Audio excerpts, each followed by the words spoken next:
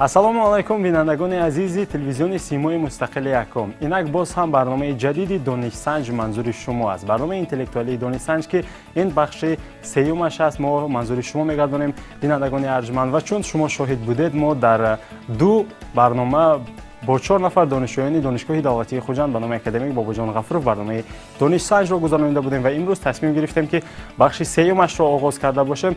Барои шумо ошно месозам рафт ва шакли барномаро ки ин барномаи интеллектуалӣ аст ва бо ҳамкории муассисаи давлатии таълимии донишгоҳи давлатии Хуҷанд ба номи академик Бобоҷон Ғафуров сурат мегирад ва ин муассисаи олӣ ки дорои кафедраҳои зиёд аст. Аз 67 кафедраи донишгоҳи мазкур 4 нафари донишҷӯён аз 4 кафедра меоянд ва байни ҳамдигар рақобати фикрӣ мекунанд. Бинандагони арҷманд, иштирокчиёни азиз, шуморо хушомадед мегӯем ва барои бинандагон ман иштирокчиёнро ошно хоҳам кард. Имрӯз кафедраи педагогикаи иҷтимоӣ ва касбии факултети педагогикаро муаррифӣ мекунанд ё ин ки намояндаи ҳамин кафедра ҳастанд Малика Хидирова, хушомадед. Ҳамчунин Абдураззоқ Холибоев, кафедраи идоракунии иқтисодиёт ва маркетинги факултети молия ва иқтисодиёти бозор, шуморо низ хушомадед мегӯем. Иштирокчии рақами 3 мо Амира ҳастанд, Амира Мамаҷонова. Ин нафар намояндаи кафедраи баҳисобгирии, муҳосибӣ ва аудити факултети молия ва иқтисодиёти бозор, хушомадед. Ва иштирокчии рақами мо низ Икромов Икромҷон, ин нафар низ аз факултети молия ва иқтисодиёти бозор, кафедраи молия ва қарз, хушомадед. Хуб, иштирокчиёни арҷманд, ман шуморо чун дирӯз ҳам маслиҳат карда будем, имрӯз ҳам маслиҳат кардем, бори дигар барои шумо шакл ва рафти барномаро кӯтоҳан мушаххас ошно месозам. Бахши аввали барномаи мо, дар бахши аввали барномаи мо аниқтараш ки 2 сол барои шумо пешниҳод мешавад аз ихтисосатон бо 4 намуди ҷавоб. Агар шумо ҷавоби дурустро интихоб кардед, 1 холро соҳиб мешавед. Барои фикр кардан ба шумо 20 сония вақт дода мешавад. ва бахши дуюми мо 1 суол бидуни ихтисос, бидуни вариант пешниҳод мешавад, берун аз ихтисос. Агар шумо ҷавоби дуруст гуфтед, 2 холро соҳиб мешавед. Дар бахши сеюм барои шумо саволҳо тариқи расм пешниҳод мешавад. Монитор барои шумо саволҳоро пешниҳод мекунад. Ин суолҳо суолҳои мантиқӣ ҳастанд. Шумо бояд ки ана ҳамон мантиқро ёбед. Агар ҷавоби дуруст дарёфтед, 3 холро соҳиб мешавед. Агар наздик, 2 ин ки 1 хол. Ва шумо фаҳмо аст? Оғоз мекунем бахши аввалро.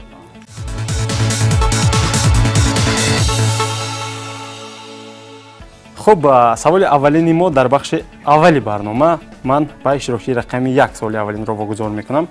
Ин нафар аз факултети педагогии, кафедраи педагогикаи иҷтимоӣ ва касбӣ. Ҳаминтур? хуб, таваҷҷӯҳ кунед. Савол ниҳоят дароз аст. Суръати нутқ дар меъёр чӣ қадар аст? Суръати нутқ дар меъёр чӣ қадар аст? Вариантҳоро мегӯям. Варианти А 10-12 калима дар 1 сония, варианти Б 20-34 калима дар 1 сония, варианти В 15-20 калима дар 1 сония, варианти Г 5-8 калима дар 1 сония. Шумо воқеъ 20 сония фикр карданро доред. метавонед баъдан интихоб карда бошед. Агар донед, метавонед ҳоло пешниҳод кунед. хуб, вақт рафт. Марамад. Фикр мекунам ки ҷавоби охирон 5-8 калима дар 1 сония. Варианти Г-ро шумо интихоб мекунед.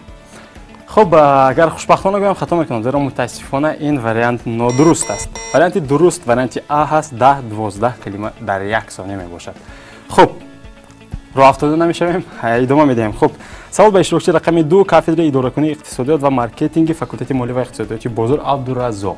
Абдураззоқ, шумо омода ҳастед ки ман барои шумо суолро пешниҳод кунам? хуб, таваҷҷӯҳ намоед. Марзи гумрукии Сомониён соли чанд мутамарказонида шуда буд?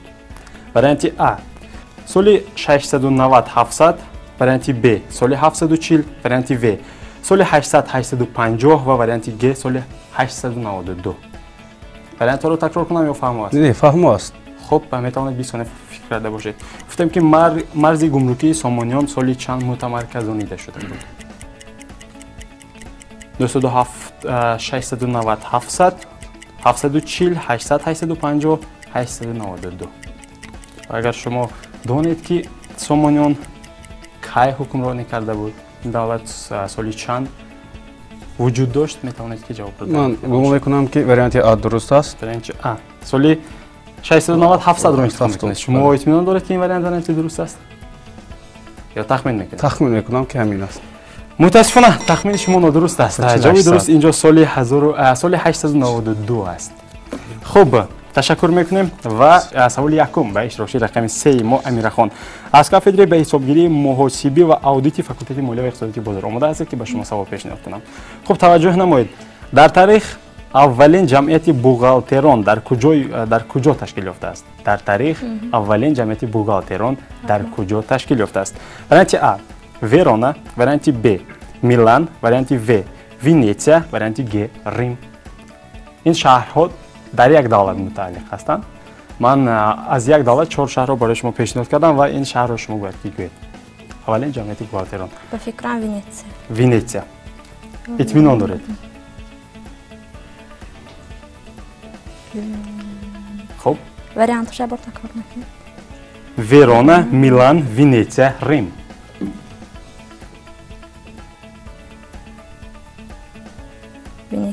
ونیتسیا. تخمین میکنید.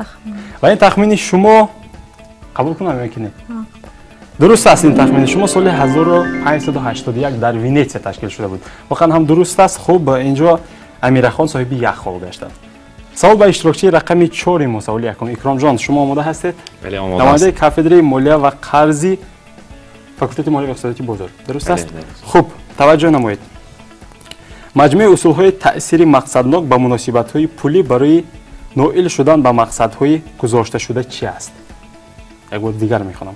مجموعه اصول‌های تأثیر مقصدناک به مناسبت‌های پولی برای نائل شدن به مقصدهای گذاشته شده چی است؟ وریانت ا سیاست مالیوی، وریانت ب اداره‌کنی مالیوی، وریانت و نظارت مالیوی، وریانت گ خراجات‌های بودجت. من آماده هستم که به این سوال جواب دهم. وریانت ا سیاسی مالیوی میشه. شما اطمینان دارید؟ بله. نه متاسفانه اطمینان شما غلط است. اینجا وریانت ب درست است. وریانت اداره‌کنی مالیوی. خب تشکر میکنیم و شما آماده هستید که به شما سوال‌های دوم را پیشنهاد کنم. خب سوال دوم را به شما از اختصاص با 4 نمودی وریانت با 4 نمودی جواب پیشنهاد میکنم. باز هم اگر جوابی درست را نمودی درست را انتخاب کردید، وریانت درست را انتخاب کردید، یک خال را صاحب میشوید وگرنه خال نمیگیرید. فهم است؟ سوال یکم با اشتراکچی رقم 1 ملیکه خان. ملیکه باز هم سوال خیلی کوتاه است. خیلی کوتاه است. توجه کنید. این متد کمپلکسی تحقیقاتی علمی بوده در یک وقت استفاده بردن چندین متد از قبیل مشاهده، صحبت، اینترویو، سوالنامه، کارهای کنترلی، تشخیص دهنده به میان آوردن وضعیت مخصوص را طلب میکند. این چی است؟ از آن لحاظ که کوتاه بود بار دیگر تکرار میکنم. این متد کمپلکسی تحقیقاتی علمی بوده در یک وقت استفاده بردن چندین متد از قبیل مشاهده، صحبت، اینترویو، سوالنامه، کارهای کنترلی، تشخیص دهنده به میان آورده وضعیت مخصوص را طلب میکند. این چیز چی است؟ وریانت رو میگویم برای شما. متدهای تحقیقاتی نظریوی، صحبتی تحقیقاتی و مصاحبه، وریانت و متد مشاهده پداگوژی، وریانت گ آزمون پداگوژی. خب سوال از پداگوژی است. متد آزمایش می باشد. آزمون پداگوژی است. اطمینان دارید یا تخمین میکنید؟ تخمین میکنم. و تخمین شما درست است. بله این آزمون پداگوژی است و شما صاحب یک خال گشتید. خب سوال دوم با اشتراکچی رقم 2 و عبدالرزاق. آماده هستید؟ بله. سوال شما برعکس سوال ملیکه خان خیلی دراز است. از این لحاظ با توجه نمایید. شاید نویسته گیرید نمیدونم. مهلت باج موسمی چقدر است؟ 6 ماه. وریانت رو نخوانم. نه وریانت در کنید. مهلت باج موسمی این 6 ماه است. 6 ماه است. جوابی درست است. خب شما نیز صاحب یک خال رو انیخترشکی صاحب شدید. خب امیرخان سوال با شما. بالانس از چند قسمت عبارت است؟ بالانس از چند قسمت عبارت است؟ خب وریانت ا 2 قسم، 3 قسم، 4 قسم، 5 قسم. این 4 وریانت بود. وریانت ا 2 قسم، وریانت ب 3 قسم، وریانت و 4 قسم، وریانت 5. وریانت گ 5 قسم. خب اگر 2 قسم گوییم اکتیو و پاسیو، اگر 3 قسم گوییم اگر دارایی ها، عهده‌داری و سرمایه میشه. ما از کدام نقطه نظر میپرسیم؟ خب شما متخصص هستید و این سوال رو من از کمپلکسی تعلیمی شما گرفتم. بالانس خودش اکتیو به دارایی ها میدارد، پاسیو به عهده‌داری و سرمایه آیین‌ناموی سرمایه‌اش میدارد. اگر این نقطه نظر گیریم 2 قسم، نه اگر نقطه دوم نظر گیریم اگر 3 قسم میشه. و جواب شما درست است. واقعا هم از 2 نقطه نظر با ما فهموندید. من اینجا اکتیو و پاسیو رو در نظر داشتم که وریانت ا بود و 2 قسم. بله و چون سوال رو خوندم زیری لبتان شما دو قسم گفته پس کرده گفته که دو قسم بله برای تو رو نگفته این دو قسم بود درست شما این صاحب یک خواب گشتید سوال به اکرام جان از روی مندرجه ریویزی به چند قسم تقسیم می شود از روی مندرجه ریویزی به چند نمود تقسیم می شود وریانت A 2 نمود وریانت B 3 نمود وریانت V 4 نمود وریانت G 5 نمود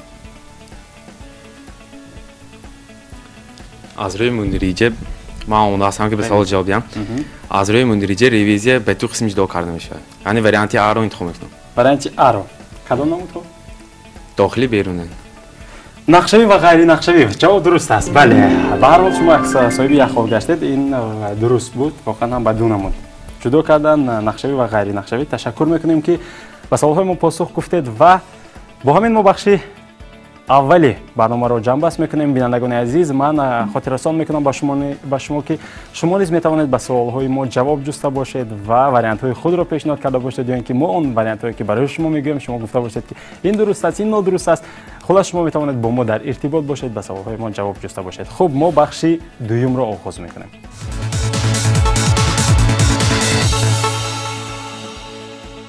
خب اشتراکچیان عزیز شما آماده هستید که ما بخش دومی برنامه رو آغاز کنیم بله آماده است مشکل تر می شود بخش دومی ما زیرا که سوال ها بیرون از اختصاص و بدون واریانت برای شما پیشنهاد می شود شما اگر جوابی درست گفتید یک خود را صاحب می شوید آماده هستید سوال با اشتراکچی رقم یکم ما ملیکه خان ملیکه خب توجه کنید چی چیزی است که پس از استرالیا تاجیکستان از جهت غنی بودنش در جای دوم می ایستد دوم چی چیزی هست که پس از استرالیا در تاجیکستان از جهت غنی بودنش یعنی بای بودنش در جای دوم میتر این چیز چی است برای شما کمک من این است که این یک نمیدونم ثروتی طبیعی هست اما ثروت رو شما باید که یابید 20 ثانیه اگر شما دونید کمک نکنید خواهید اگر کمک کنید اگر خواهید که این نفر غالب باید خب البته همگان میدانند که آب در جمهوری تاجیکستان بی‌بها است و به فکرم آب در جای دوم ایستد. اطمینان دارید که آب است؟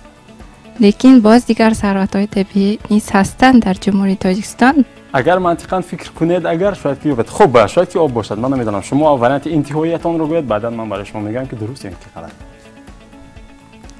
من آب میگم آب بله آب نه متاسفانه این آب نیست هرچند که تاجیکستان خیلی آب‌های مصفا دارد و وضعیت آب‌بوی است این چیز میدونید چی است این چیز نقره است پس از استرالیا در دنیا از جهت دارا بودن یعنی که غنی بودن تاجیکستان در جای دوم میستد اون چیز نقره است خب باز هم غمگین نمیشوید حالا بحثی ما حالا ادامه دارد سوال با عبدالرزاق روزی پایتخت جمهوری تاجیکستان کدام روز است عبدالرزاق روزی پایتخت جمهوری تاجیکستان کدام روز است بسیار وقت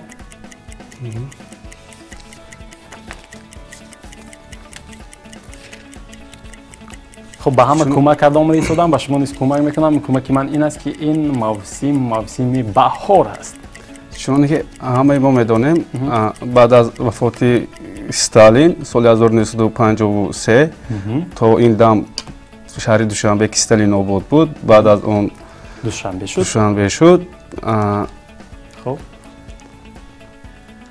کدام روز روزی پایتخت رو تجدید میکنم آن یک بار یادم ندارم لیکن میدونم با فکر من 9 فوریه هستیم 9 فوریه بله مارت تو است بهار این فوریه است به فکر شما نه مارت است خب مارت قبول کنم بله قبول دیگر نمیکنید نه متاسفانه شما یک ماه و 10 روز 11 روز قفلاتر گفتید این 21 اپریل است 21 اپریل بله جواب 21 اپریل است خب تشکر میگویم سوال به امیره خان امیره توجه کنید شما از فاکولته مالیه و اقتصادیات بزرگ هستید من فکر میکنم که شاید به این سوال زودتر جواب یابید شاید که دیرتر زیرا که این با سال وابسته است خب به هر حال توجه کنید تلفن موبیلی یکمین مرتبه سالی چند برآمد آن چیزی که امروز هیچ کس حیاتش رو به اون تصور کردن نمیتواند تلفن موبیلی شما هر روز تقریبا 10 یا اینکه 100 مرتبه من فکر میکنم که تلفن رو میقاپید برام فکر کردید که یکمین مرتبه این تلفن سالی چند برآمده باشد کدام مارکه باشد کی برآورده باشد کی اختراع کرده باشد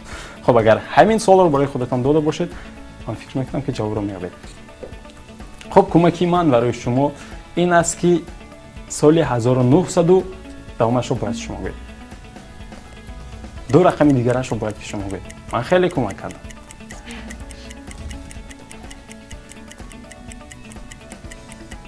خب 20 ثانیه وقت رفته بود.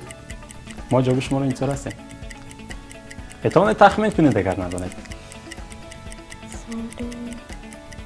تلفنی موبیلی سالی چند؟ 1900 یا 80 یا 90. یا 80 یا 90. یا 40 یا 50 سال شما قفا رفتید در سال 1940 است. سال 1940. بله. خب تشکر میکنیم با شما و سوال با اکرام جان. سوال دوم. توجه کنید. یکمین پول کاغذی در کجا ساخته شده بود؟ یکمین پول کاغذی در کجا ساخته شده بود؟ و شما نیز در فاکولته مالی هستید با نه شما خال نمیگیرید. جواب دهید این نفر خال میگیرن. تکرار میکنن و این نفر خال میدن. شما از فاکولته مالی هستید. من فکر میکنم که با پول سر و کار دارید با مبلغ شما این رو باید. کمک من برای شما سال 812 بود. بابا سوال رو تکرار کنید. یکمین پول کاغذی در کجا ساخته شده بود؟ یکمین پول کاغذی در کجا ساخته شده؟ یکمین پول کاغذی در دولت چین ساخته شده است. سال 1812. 812 را که گفتم. شما اطمینان دارید که این جمهوری مردمی چین است؟ بله به جواب خود باور دارم. خب شما چی میگید؟ بله سال 1812 در خیتو یعنی جمهوری مردمی چین ساخته شده. درست است. شما خال نگرفتن اما خب اکرام جان دو خال گرفتن زیرا که این جواب درست است واقعا هم.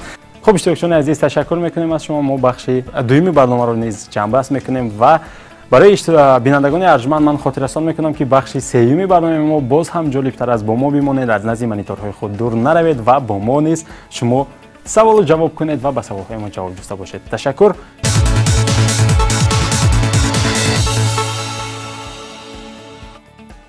رفتیم بخش سوم است. گویم که طریق رسم سوالها از مانیتور پیشنهاد میشد. شما آماده هستید؟ بله. گفتم الان که شما 3 خال رو صاحب میشوید در این بخش اگر جواب درست گفتید. من یک عکس رو برای شما نمایش میدهم، نشان میدهم، شما همتون وریانت خود رو میگویید. بعدا معاین میکنیم که وریانت درست کدام است. سوال اولین ما. خب دوستان عزیز در عکس ها چی رو میبینید؟ عکس ها چی رو ifade میکنن؟ اینجا 3 رسم هست. یک دختر که زیبا و یک هجدیگاری تاجیک. من نمیدونم که یک نفر کی هستن اینجا. موی سفیدی چینی یا ژاپنی. خب اینها در یک چی رو ifade میکنن؟ کی چی وریانت پیشنهاد میکنن؟ مرحمت. میدان از دلیر است. فرقش نمیکنه. هرچند که اینجا دلیر نیستند. خب میدان از شما است امروز. یکم دوم فرقش نمیکنه. جواب میدید. اگر البته کی وریانت خود رو پیشنهاد کنید. فرق نداره کی وریانت پیشنهاد میکنه. سینو سال آدم نشان داده. از جوانی تا پیری. از جوانی تو در این کهن سالی. تا کهن. کودک نیست اما. نه که کهن. کودکی سین سال نمیشه. نمیشه. خب شاید که بله شاید درست باشه. این به فکر من این عکس ها در عموم انسان رو ifade میکنند. وابسته از نژاد و خلقیت ها و در اینجا رسم آدم انعکاس یافته است. بله رسم گوناگون و آدم رو ifade میکنند. انیق اینجا آدم است. بله شاید که جواب آدم باشد اما شاید که دیگر باشد. خب باز هم چقدر عمیق‌تر فکر کنید. من تفسیر میگم. چیزی که میبینیم در اونجا هنرمندی تاجیکستان است. به فکر من اینها هنرمند میباشند. این هنرمند این نفر نیست هنرمند است. شما بوله هم دیدید؟ نه او رو دیدم مدل است به فکرم. این دختری که در یکم ایستاده است این هم در یک هنرمند است. در به فکرم فیلم ها بازی کرده است و آن مرد هم در یک کینو به فکرم بازی کرده است. قبول. هنرمند است. امیره؟ منم هنرمند فکر میکنم همه اینها. جواب همتون غلط است. از نو فکر کنید. رفتیم. از نو فکر کنید. این جواب نادرست است. من برای شما کمک میکنم. خب خنده. جواب خنده. نگاه. خنده هست. نگاه. شاید.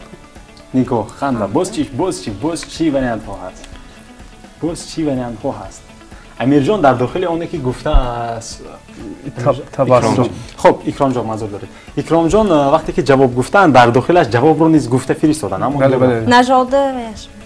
نژاد ویش. نه نژاد خلقیت و ملت ها. شاید کی هر یک خلقیت و ملت ها یعنی که گوناگونن آنها با هم فرق میکنن. شاید این رو نشان داده باشه. منظور شما این است که اینجا گوناگونی رو نشان ده. گوناگونی است. همینطور. گوناگونی شاید گوناگونی باشد نمیدونم. خب شما چی میگید ابراز؟ گوناگون نژاد. گوناگون نژاد. بله. گوناگون نژاد. خب شما بدین تر میکنیم به خاطر که وقت رو نگیریم. وریانت انتهایی شما امیره. همون گوناگونی نژاد. گوناگونی این نژاد. بله. گوناگونی نژاد. قبول. شما خلقیت. خلقیت. قبول. شما خنده. قبول. اکرام جان گوناگون نژاد. گوناگون نژاد. خب به خاطر آنه که شما اصلا سوال رو یافتید و شما یک خال میدیم، اشتراکچی رقم 4 ما اکرام جان یک خال میگیرن، امیر خان نیز امیر هستید شما؟ ملکه خان مرا معذرت دارید. ملکه نیز یک خال میگیرن، اما میدونید 3 خال رو کی میگیرد؟ 3 خال رو عبدالرزاق میگیرن. اینجا خلقیت است. شما گوناگونی رو باید گرفته میپرداختید، تنها نژاد میگفتید. اینجا نمیدونم نژاد چینی یا اینکه ژاپنی هست و اینجا تاجیکی و نمیدونم که اروپایی هست. اینجا واقعا هم خلقیت ها منظور است. جواب درست این بود و شما صاحب 3 خال گشتید و این دو نفر صاحب 1 خاله. تشکر میکنیم و مرحمت توجه کنید. رسم نوبتی رو برای شما نمایش میدیم. سال نوبتی چی حاصل میشود؟ چی حاصل میشود؟ عکس جمعی عکس برابر چی است؟ کی زود جواب درست رو پیدا کنه 3 خال. متا. خب یعنی که از بخت رشته را استحصال میکنن و در تگش کاغذ هست. کاغذ را دیز از بخت استحصال میکنن. کاغذ را از بخت استحصال میکنن. تا اونجا که من میدونم نه بعضی نمودهایش را مخصوصا دلار را بله واقعا هم دلار را از بخت استحصال میکنن و اینجا شاید که نمیدونم. خب جواب شما یعنی از بخت چیا را استحصال میکنن؟ از بخت محصولات خام اشیاء خام استحصال میکنن شاید. خب امیره و سوزن. بله اینجا سوزن و رشته هست و همچنین پخته هست. پخته تاجیکی استحصال شوی رشته از پخته میشون. استحصال شوی اما از پخته. خب جوانان عزیز منطقاً فکر کنید. من نمیگم شاید جواب درست رو که شما گفته گذاشته اید، اما من یک چیز رو در آغاز میگم که در آغاز نه هر چنده که منطقاً فکر کنید. عکس جمعی عکس شده ایستاده است. چی حاصل میشود؟ خب به فکر من در عکس اول که پخته نشان داده شده است با واسطه پخته رشته حاصل کرده میشد و بعد از آن جمع میشه با واسطه سوزن متا حاصل کرده میشه. از رشته که از پخته حاصل شده است با واسطه سوزن متا حاصل میشه. در آخر نتیجه متا است. قبول. خب شما جواب بدید. چه که ما دیده ایستاده ایم اینجا پخته رو بسیار خوب رسم گرفته شده است و سوزن رو هم بسیار خوب عکس برداری شده است. برای این به فکر من رسم است. رسم جواب رسم. بله برای خوب است. شاید که من نمیدونم. خب ملکه شاید چوب های همان پخته به سوزن مانند کرده است. به چی مانند کرده است؟ جواب سوزن است. نه من استحصال پخته است. استحصال پخته است. اینجا خودی پخته است. خب استحصال رشته. درست میگم منطقاً فکر کنید و اینجا یک چیز حاصل میشه. یک چیز. خب بیاید این طور میکنیم. باز هم جواب‌های انتهایی شما رو میشنوم. مرحمت از شما نمو از اکرام جان زیرا از شما معلقه آغاز کرده بودیم. اکرام جان وریانت انتهایی شما؟ وریانت انتهایی من متا است. خب وریانت شما؟ رشته. وریانت عکس. وریانت شما؟ رشته. خب میدونه در 3 خال رو کی در عکس دیوم که نشان داده خود رشته نشان داده است. برای همین به فکر من رشته حاصل کرده نمیشد و در عکس اول باشه پخته در یک جایی آنها متا را حاصل میکنند. 100% درست است آخر. بله واقعا هم اینجا رشته رو نشان داده است. حاصل به گویم که حاجت به حاصل رشته نبود. اینجا حاصل اگر از پخته رشته باشد با واسطه رشته سوزن رشته چی میدوزند؟ با ما لباس میدوزند. لباس از جواب درست متا است. بله اکرام جان صاحب 3 خال گشتید. باز هم تبریک میگم شما را. بله واقعا هم این جواب متا یا اینکه لباس است. خب سوال دیگر رو برای شما نمایش میدیم. توجه کنید. چی حاصل میشود؟ من گویم آب. خب چگونه که ما دیده استیم در اینجا فرمول آب است و برف هم اگر که گرم شود آب میشود. به فکر من آب است. شما چی میگید؟ شاید که چای باشد یا قهوه. چی است؟ آب. خب به فکر من در آب. خب مرحمت وریانت انتهایی شما از یک آب. چون که ما دیده ایستادیم برف هم آب می شود و فرمول آب این در درون بحر است. این آب است. خب قبول. من هیچی نگفته ایستادم آخر. آب. خب شما چای یا اینکه آب نمیدونم چیزی دیگر.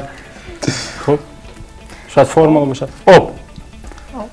پیشنهاد کنید چی وارنتی ممکن است من یک بار دیگر سوال خودم رو چی کنم؟ این رد فرمول کنید. آب است، یعنی بله این فرم آب است همه میدونن جواب هم فرمول آب آب است. است خب آب به فکری من شما دیگر کرده جواب بله بله. فرموله آب نمو فرموله آب برای اون که در اونجا هم فرمول است هم آب است. برف است. برای اون که من فکر میکنم که چی است خب من در جواب آب میستم. آب بله.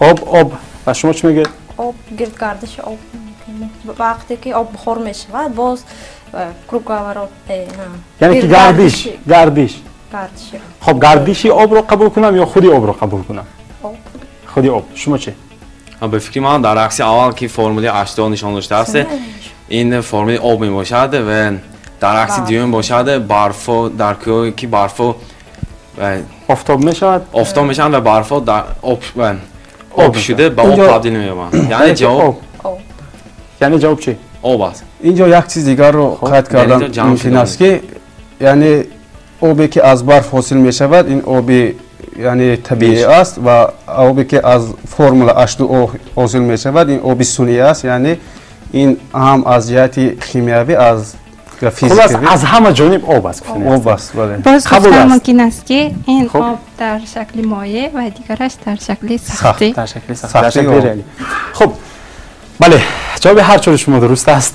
خب من فکر میکنم که خیلی مشکل نبود زیرا که من شما دادم همگان آب گفتید اینجا آب است هر چیز شما سه خودی رو صاحب شده. تشکر میکنیم به شما. خب مرحمت میبینیم که وابسته به این عکس شما چی میگوید رسم ها چی رو ifade میکنن چون که همه ما دیدیم و از الفابت زبان انگلیسی میدانیم به فکر من اینها صدانک ها میباشند. صدانک ها شاید خب دیگر ها چی میگن صدانک ها شما چی میگید به فکر من در این رسم ها از الفبای انگلیسی صدانک ها جمع میشه. شاید شما چی میگید ملیکه شما هم صدانک رو میبینید اینجا هم صدانک هم فکر میکنم لیکن یگان کلمه را ifade کند اینها چی اگر ال می بود لاف میشد بله اما این نادرست است. بله صدانک ها رو قبول کنم همگان رو بله شما سه خالی نگرفتید یگان تایتون اگر گویم خطا میکنم زیرا واقعا هم این درست است شما صاحب سه خال گشتید هر چیزی شما جواب درست رو پیشنهاد کردید. خب مرحمت عکس نوبتی چی حاصل میشه رنگ ها رنگ در عکس اول که رنگ سرخ نشان داشته در عکس دیگه باشه رنگ زرد و رنگ سبز که تربوز رنگ سبز دارد نتیجه رنگ ها نتیجه رنگ شما چی میگید رنگ ها عوض شدند ناخن سرخ است یا تربوز زرد است شاید تربوز رنگی سرخ دارد شاید اما تربوزی زرد هم هست لیکن در تاجیکستان سرخ در ما کی سرخ است خب شاید من نمیدونم اگر گرفته خورده میشد حضور من خورده تماش رو برای شما میگفتم که این تربوز است یا اینکه خربوزه هست نمیدونم چی است شاید که این رسم تربوز نباشد من نمیدونم اینجا چی است این انیق که تربوز هست به فکرم خربوزه نیست یا مانند است نمیدونم خب شما باید که چی است چون که همه ما دیدیم در اینجا گوناگونی رنگ ها ifade شده است به فکر من این گوناگون رنگ است غلط است فکر کنید دیگر چیز است اینجا فکر کنید اینجا دیگر چیز است اینجا تنها رنگ این رنگ هست رنگ باز چی بوده میدواند خیلی ساده است منطقا فکر کنید خیلی ساده است خب گوناگونی شکل گئومتریسکی باید اینطور میکنیم جواب یک کلمه است شما جمله دراز نسازید یک کلمه است جواب اون کلمه رو باید شما یابید اون چیز چی است همون کلمه خب ناخن ها خربوزه اون که تربوزی بامزه و همچنین تربوز در شکل پرش شاید این طعم رو چی کند طعم ناخن هم طعم دارد نه برای آنکه اون اینطور شاید که بوی بیاید من خیلی میکنم شما برای هم طعم ناخن آن رنگی که در ناخن میمونن چشیده دخترها چشیدن شاید که دخترها چشیده باشن من اطمینان دارم که بچه‌ها نچشیده خب این بوی رو به فکر من ifade کند بوی به فکر من بریدن مثلا در اینجا در عکس سیوم و تربوزهای پوره نشان داشتن در دیومش ریزه کرده و در عکس اول با واسه دستا ریزه کرده نشان یعنی که با آن همین دست ها و با نخونهای رنگ کرده تربوز رو مایده میکنند. خب باید هم نیست زیرا که اینجا تربوزی پوره رو شما باید رو چگونه تصور کرده سوده یا که شناخت رنگ باشد. شناخت رنگ شاید که باشد، اما شناخت رنگ دو کلمه شد. من گفتم یک کلمه. جواب یک کلمه است. خیلی ساده است. اگر من بگم هم میگوید. خودش این آخران هستی یک دیگه قسم شاید. خب همین است وریانت های شما. دیگر وریانت پیشنهاد نمیکنید؟ شکل بیاید این تر این با فکری من دانه است. دانه. بله. قبول. همش قبول است اما همش درست غلط است. بله غلط درست نیست، غلط است. خب این تر میکنم. من حالا با شما یک واقعه رو نقل میکنم. کسی که پیش انا همون کلمه رو به زبان آورد سه خال رو صحیح میشه. یا دو خال رو سه خال نمیدیم. به خاطر آن سه خال نمیدیم که شما چندین مرتبه جوابای غلط پیشنهاد کردید. کسی که یکمین شده آن کلمه رو یادآور میشود یک خال رو صحیح میشود. خب شما آماده هستید؟ زود توجه کنید. در چهارراه چی بودنش ممکن است؟ سویتافور رو این نفر گفتن. بله. اول امیره گفتن بعدا ملیکه گفتن. شما چهارراه گفتید و شما اولو دیرتر جواب دادید. به خاطر همین شما دو خال رو صحیح میشوید. اینجا واقعا هم چراغ که راهنما است. سویتافور است. اگر با زبان انگلیسی یک کلمه است اینجا. رنگ‌های سرخ و زرد و کبود رنگی چی بوده میتواند؟ سویتافور. منطقاً فکر کنید گفتم. خب شما صاحب دو خال گشتید. امیره خان تبریک میکنم و جوانان عزیز آخر آن سوال رو برای شما پیشنهاد میکنم بعدا جمع بحث میکنیم. خب یک عکس دیگر و شما باید بگویید که این چی است. اینجا اینها در یک جایی چی رو استفاده میکنن؟ جمع کنید. بله این پشته است. آدرس. این پشته است. بله آدرس است. شاید که آدرس باشد. در سراغ آدرس. در عکس اول سراغی خون نشان شده در دیوم پشت است که این هم سراغ الکترونی. سراغ الکترونی این چه؟ و این указатель برای سیاحان نشان میدهند و راه نشان میدهند. این چه؟ راه را نشان میدهند برای سیاحان. نشان دهنده سمت ها. سراغ یعنی جواب سراغ را نشان میدهند. با عکس چهارم در جایی اینها هماتون با همین ورن میشید. گویا انجام درست را. بله این به فکرم سراغ است. سراغ است. شما چی میگید؟ سراغ. انیق همش غلط است. فکر کنید. گویا خطا میکنم اینجا سراغ است. بله. این جواب سراغ است و هر چالی شما سه خالی رو صاحب شدید. اما جمع بحث میکنیم. شما آماده هستید که خالهایتان رو حساب کنید. значит победитель. خب بینندگان ارجمند در این بخش سوم برنامه ما نیز به انتهای خویش میرسد و ما خالهای اشتراکچیان ارجمند رو حساب میکنیم که کی چند خال رو صاحب شد. میبینیم که کی غالب امروزه ما است، کی به نیم فینال رو خط میگیرد، کی دستی خالی خانه‌اش میرود، کی با تحفه خانه‌اش میرود، کی گریه میکند، شوخی میکنم، کی خنده میکند. خب در مجموع من فکر میکنم که پیش از حساب کردن خالها همه شما غالب هستید زیرا که اشتراک این غالبیت است و همه شما فعال بودید نسبت به گویم که برنامه‌های گذشته که دانشجویان آماده بودند وریانت پیشنهاد نکرده بودند. شما امروز زنده بودید. در اکثری جواب‌ها شما جواب گفتید. شاید از اون سبب باشد که من ساده آماده کردم، شاید از اون سبب باشد که شما دانشی پرقوت دارید. خب به هر حال شما آماده که من خواهرتان رو بگم برای شما. خب